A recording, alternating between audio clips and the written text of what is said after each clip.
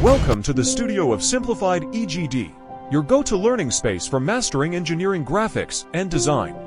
नमस्कार छात्रों, स्वागत है लेक्चर 2 में, जिसका नाम है introduction to engineering graphics design, जिसे हम शॉर्ट में EGD भी कहते हैं।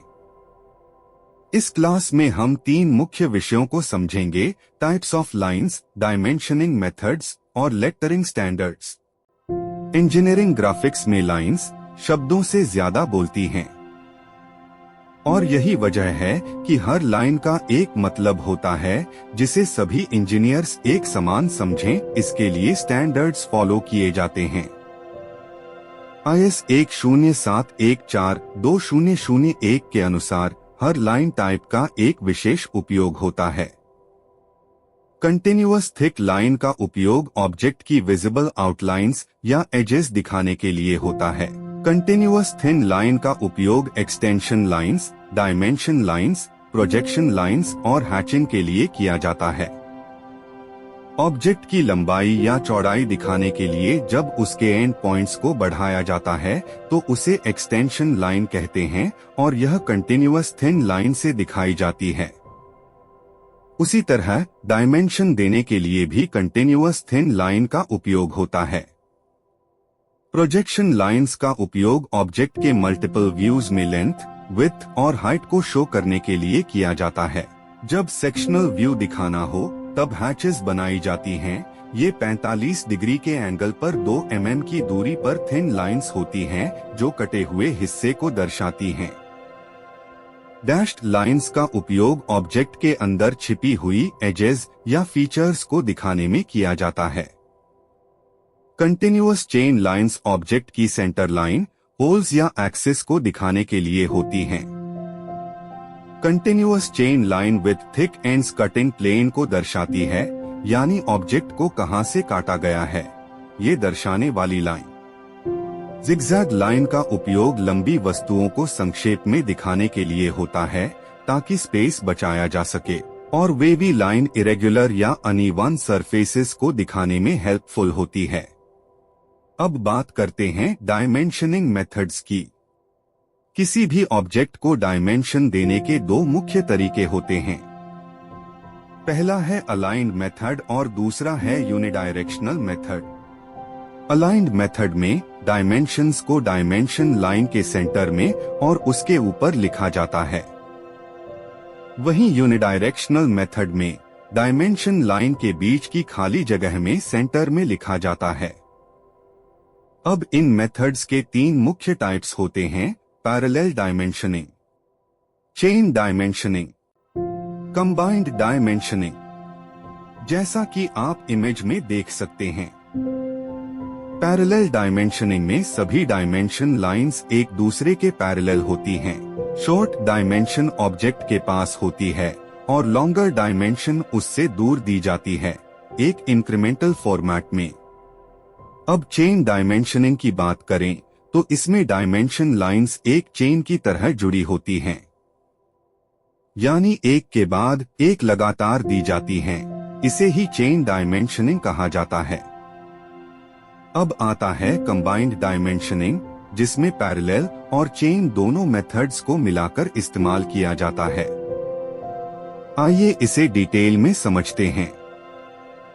यहाँ 2 इमेजेस दी गई हैं जो दिखने में एक जैसी हैं, लेकिन उनमें डायमेंशंस अलग अलग मेथड्स से दिए गए हैं। अलाइंड मेथड में आप देख सकते हैं कि डायमेंशंस डायमेंशन लाइन के ऊपर और सेंटर में दी गई हैं। इस मेथड में डायमेंशंस ऑब्जेक्ट के एजेस के अलाइनमेंट में दिए जाते हैं, इसलिए इसे अलाइंड मेथड कहा जाता है। इसमें डायमेंशंस को सीधे सामने से और राइट हैंड साइड से पढ़ा जा सकता है। यूनिडायरेक्शनल मेथड में डायमेंशंस को डायमेंशन लाइन के गैप में और सेंटर में लिखा जाता है।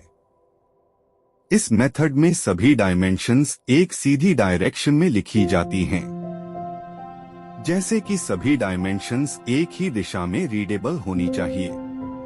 इसीलिए इसे यूनिडायरेक्शनल मेथड कहा जाता है। अब हम इन तीनों डायमेंशनिंग टाइप्स को पहचानते हैं, यहाँ आप देख सकते हैं। पहले ऑब्जेक्ट में पैरेलल डायमेंशनिंग मेथड लागू किया गया है, दूसरे में चेन डायमेंशनिंग और तीसरे में दोनों का मिक्स यानी कंबाइंड डायमेंशनिंग मेथड लागू किया गया है।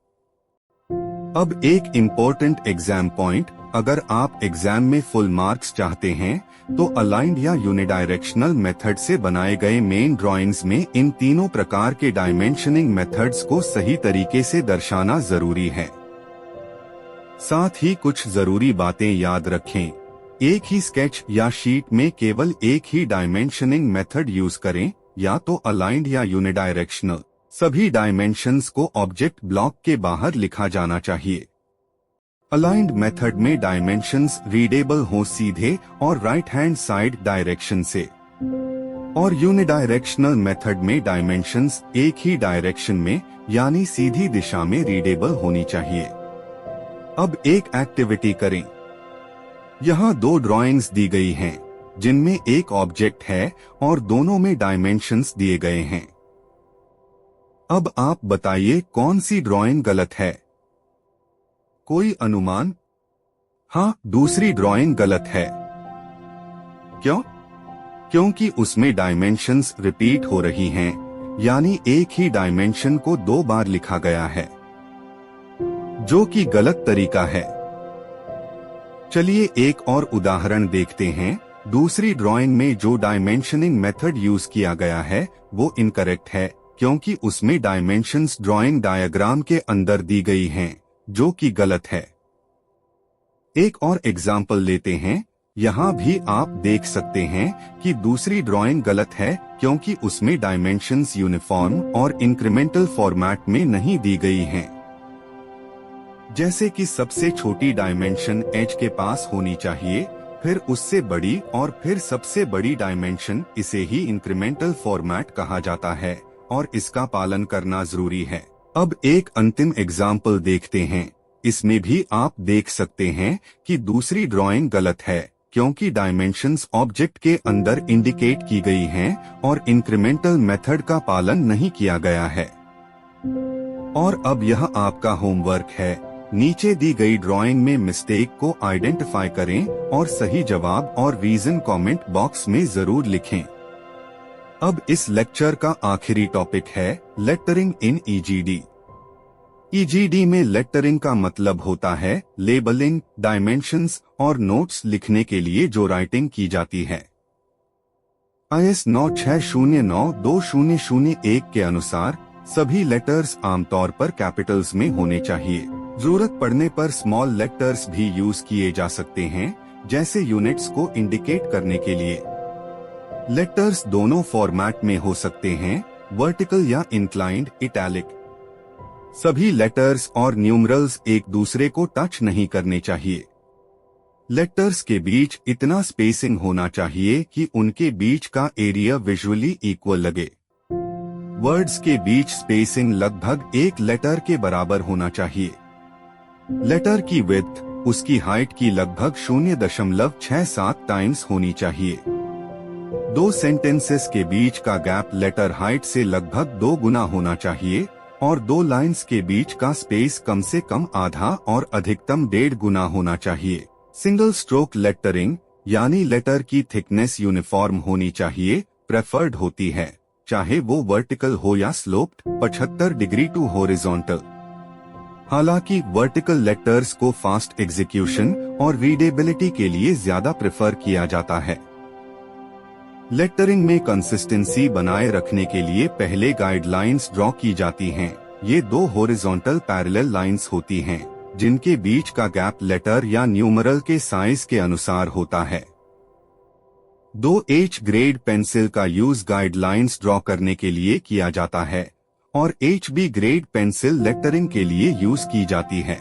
ये हैं वो नॉर्मल स्टैंडर्ड्स जिन्हें हमें लेटरिंग करते समय ध्यान में रखना चाहिए। अब से हम हाइट कुछ इस प्रकार रखेंगे। मेन टाइटल और ड्राइंग नंबर्स के लिए 8 mm हाइट, सबटाइटल्स के लिए 6 mm हाइट और डायमेंशनिंग तथा नोट्स के लिए 4 mm हाइट। यदि आप ये हाइट मेंटेन नहीं कर सकते हैं तो हमेशा एक लेटरिंग स्टेंसिल का यूज करें ताकि आपकी राइटिंग नीट और प्रोफेशनल दिखे। अब आज के लेक्चर को समराइज करते हैं।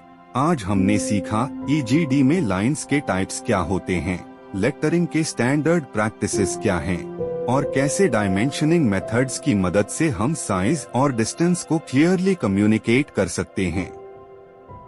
नेक्स्ट लेक्चर में हम सीखेंगे कि कैसे आप अपनी ड्राइंग शीट को लेआउट और टाइटल ब्लॉक के साथ सेट करें और कैसे स्केल्स का यूज करके एक्यूरेट प्लॉटिंग किया जाता है। लाइक, शेयर और सब्सक्राइब करना न भूलें। ये है स्टूडियो ऑफ सिंप्लीफाइड EGD, जहां इंजीनियरिंग ड्राइंग को आसान बनाया जाता है।